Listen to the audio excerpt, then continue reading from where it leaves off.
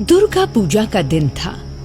एक जटाधारी तांत्रिक अपनी गुफा में नवरात्रि में तंत्र सिद्धि कर रहा था कि तभी उसके पास एक चुड़ैल उड़ती हुई पहुंची। ये तंत्र सिद्धि तू क्यों कर रहा है तांत्रिक?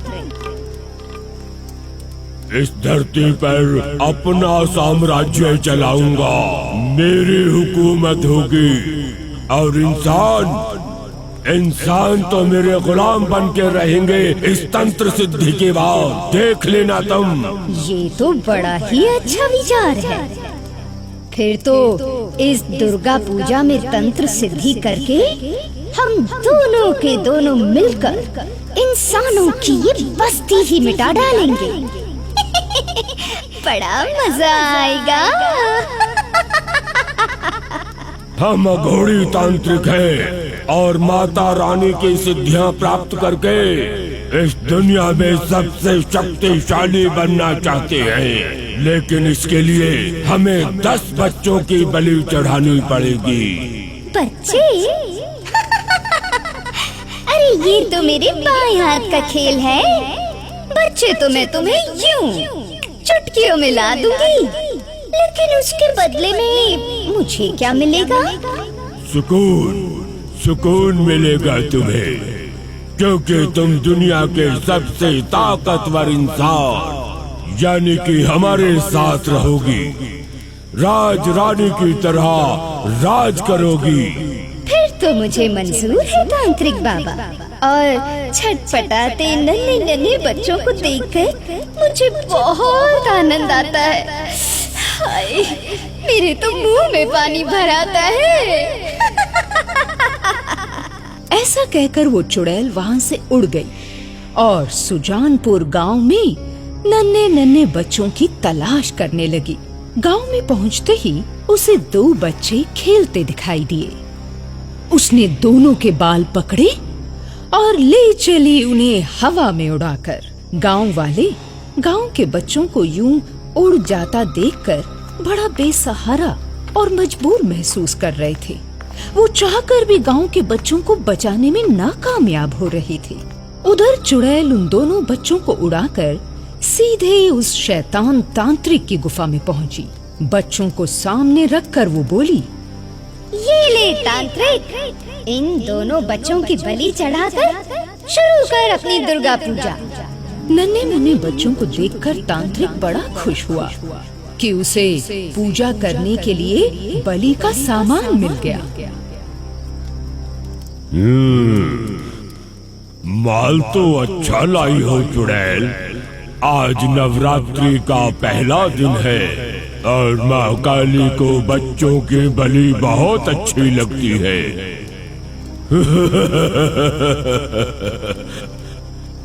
इन बच्चों की बलि चढ़ाकर माँ काली को खुश करके मैं इस दुनिया पर राज करूंगा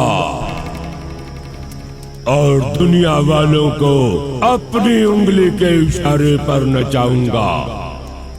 देखते ही देखते मासूम से बच्चे माँ काली की भेंट चढ़ गए। अगले दिन फिर वही चुड़ैल 2 और बच्चों की तलाश में सुजानपुर गांव की तरफ गई। उधर स्कूल से आती हुई 2 बच्चियां रितु और मीतू उसे दिखी। उन दोनों बच्चियों को उसने बालों से पकड़ा और ले गई उड़ाकर शैतान तांत्रिक की गुफा में। ये लो तांत्रिक, आज फिर से ताजा माल लाई हूँ तुम्हारे लिए। बस चुड़ैल बस, सिर्फ 7 दिन और। आज नवरात्रों का दूसरा दिन है। बस और 7 दिन तक यूं ही मेरे पास बच्चे लाती रहना और देखना कैसे रातों रात हम दुनिया पर राज करते हैं। ऐसा कहकर उस तांत्रिक ने दोनों बच्चियों को तहखाने में बंद कर दिया। लेकिन उधर गांव में दोनों बच्चियों के माता पिता बुरी तरह से चिंतित दुर्गा माँ की मूर्ति के आगे बच्चियों की सलामती की गुहार लगा रहे थे। अपनी औलाद को खोने से ज्यादा दुख और कोई नहीं होता इसलिए वो जल्द से जल्द अपनी बेटियों को वापस पाना चाहते थे।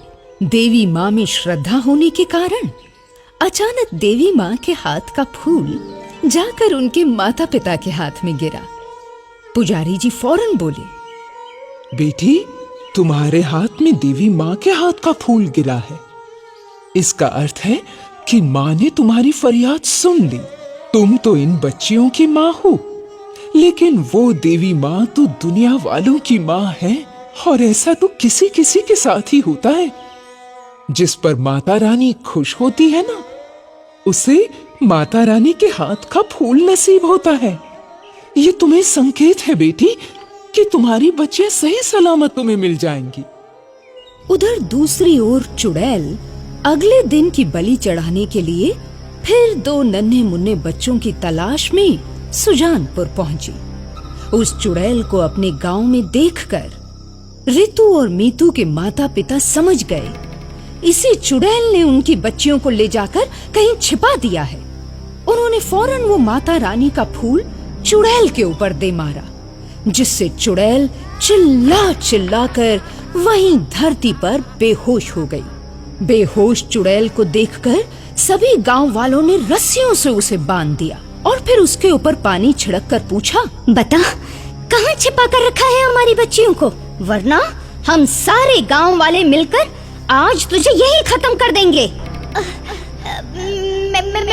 मैंने कुछ नहीं किया। वो तांत्रिक है ना, वो अघोरी तांत्रिक, उसने तुम्हारी बच्चियों को अपनी गुफा के तहखाने में छिपा कर रखा है। मैं तो बस उसकी बलि के लिए बच्चों को ले जाने का काम करती थी। इसके आगे मैं और कुछ नहीं जानती। अच्छा, तो ले चल उसी तांत्रिक के पास हमें, फौरन अभी के अभी ले चल, ताकि तुम शैतान लोगों की सजा आज ही तय कर डालें। बोल, कहाँ है उसकी गुफा? ठीक है, मैं ले चलती हूँ, लेकिन मेरे हाथ पाँव तो खोलो। इसके बाद चुड़ैल उन सभी गांव वालों को उस शैतान तांत्रिक की गुफा तक ले गई। जब रितु और मीतू के माता पिता उसकी गुफा में घुसे तो क्या देखते हैं कि वो तांत्रिक उसकी बच्चियों को बलि चढ़ाने जा रहा है। तांत्रिक के हाथ में इतना बड़ा छुरा देखकर वो सारे गांव वाले दंग रह गए। रितु और मीतू के माता पिता ने फिर से देवी माँ को गुहार लगाई और उस गुहार के नतीजतन वहाँ मौजूद माँ तारा की मूर्ति में से एक दिव्य ज्योति प्रकट हुई। दिव्य ज्योति में से आवाज आई, तांत्रिक, तू मुझे खुश करने के लिए मेरे ही रूप, मेरी कंजकों को, मेरी ही बच्चियों की बलि देकर मेरी पूजा करके दुनिया में हुकूमत चलाना चाहता है। याद रख तांत्रिक, कुदरत के विपरीत जाने वाला इंसान हमेशा दोषी होता है। तूने नन्हे मुन्ने बच्चों का कत्ल करके मेरा अपमान किया है तूने, जिसकी सजा तुझे अवश्य मिलेगी। ले देख, देख मेरी चमत्कारी शक्ति। अब तुझे धरती पर रहने का अधिकार नहीं है। तेरा जीवन यापन, तेरी शैतानी का फल आज तुझे देती हूँ। और इस तरह से उस शैतान तांत्रिक को मारकर देवी माँ ने तो अपना कर्तव्य निभाया ही, साथ ही अपने भक्तों का मान भी बढ़ाया। जय माता दी।